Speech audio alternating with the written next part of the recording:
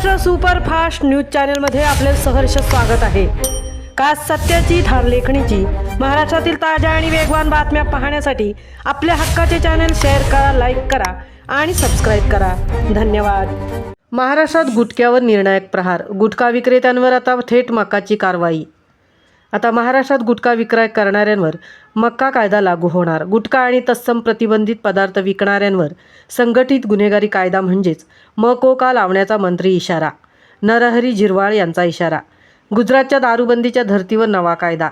महाराष्ट्रात गुटखा व प्रतिबंधित पदार्थांवर पूर्ण बंदी घालण्यासाठी स्वतंत्र कायदा करण्याचे निर्देश मंत्री नरहरी झिरवाळ यांनी दिले।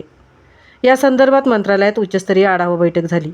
अन्न व औषध प्रशासन, गृह विभाग, पोलीस व विधी विभागाचे वरिष्ठ अधिकारी यावेळी उपस्थित होते। यावेळी मंत्री झिरवाळ यांनी महाराष्ट्र सरकारचा इशारा स्पष्ट आहे की गुटखा विकला तर थेट जेल असे सांगण्यात आले।